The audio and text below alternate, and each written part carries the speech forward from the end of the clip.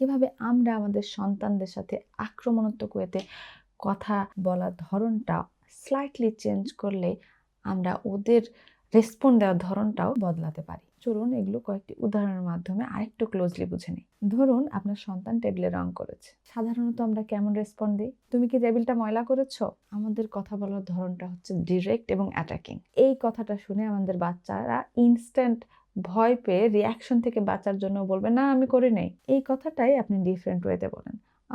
আমি দেখছি টেবিলে এখনো রং লেগে আছে, চলো আমরা একসাথে পরিষ্কার করে ফেলি। আপনি যখন কথাটা একটু চেঞ্জ করে বলবেন তখন আপনার সন্তান বুঝবে যে মিস করা মানে ভয় না, বা সত্য কথা স্বীকার করাটা ভয়ের কিছু না, বরং এখানে সত্য কথাটা স্বীকার করাটা খুবই কমন একটা এবং নর্মাল একটা বিষয়, এবং সেখান থেকে যে সমাধান বের করা সম্ভব জয়েন্টলি, সেটাও কিন্তু শিখছে আপনার সন্তান আপনার কথা বলার ধরনটা বদলানোর কারণে। এবং মোস্ট ইম্পর্টেন্টলি আপনার সন্তান শিখছে এখানে মিথ্যা বলার কোনো প্রয়োজন নেই, ইনস্ট্যান্ট এসকেপ করারও কোনো প্রয়োজন নেই। আরও একটা উদাহরণ দেই। আপনি দেখছেন আপনার ছোট বাচ্চা কান্না করছে, এবং তখন আপনি আপনার বড় সন্তানকে ডিরেক্টলি এসে বলছেন, কি করেছো তুমি? ও কান্না করছে কেন? কি হয়েছে? তুমি দেখছো না ও কান্না করছে?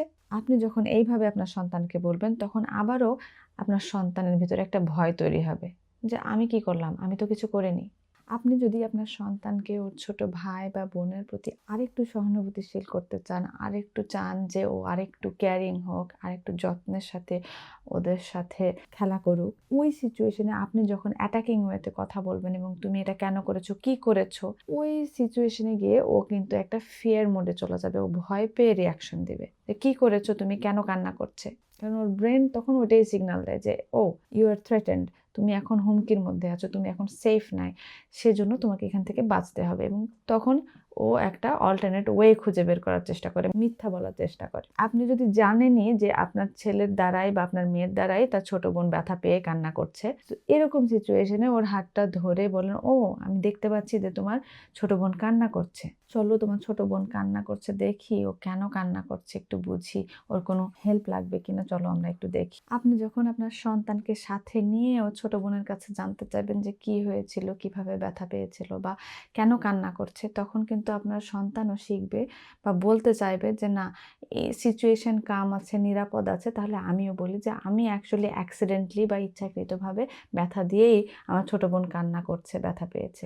এবং যখন আপনি ওর হাতটা ধরে একটা সলিউশন বের করে দিবেন যে জেন্টেল হ্যান্ড ইউজ করা বা আমরা কাইন্ডনেসের সাথে খেলা করি ইত্যাদি, তখন কিন্তু ভয় না পেয়ে পরবর্তীতে সেভাবেই কাজটা করার চেষ্টা করবে, বা মিথ্যা না বলেই সে নিজের ভুলটাও স্বীকার করতে পারবে। এবং লাস্টলি আমরা মোস্ট কমনলি যখন জিজ্ঞেস করি তুমি এটা কেন করলে, তখনও কিন্তু বাচ্চা অ্যাটাকড ফিল করে। এবং সেই জায়গায় আপনি যদি ওকে অ্যাটাকিং ওয়েতে কথা না বলে বরং বলেন যে ভুল হয়ে গেছে, চলো আমরা একসাথে ঠিক করি, সেখানে আপনার সন্তান বুঝবে যে ভুল হতেই পারে।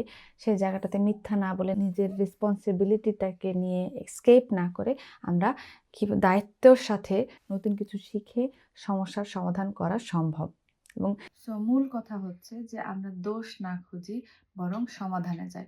তাহলেই আমাদের সন্তানরা আমাদের প্রতি ভরসা পাবে, আমাদেরকে ভয় পাবে না, আমাদের রিয়াকশনকে ভয় পাবে না, বরং আমাদের সাপোর্টিভ ওয়েতে অ্যাপ্রোচ করা থেকে ওরা নিরাপদ ফিল করবে, যেখান থেকে ওরা সত্য বলাটা শিখবে।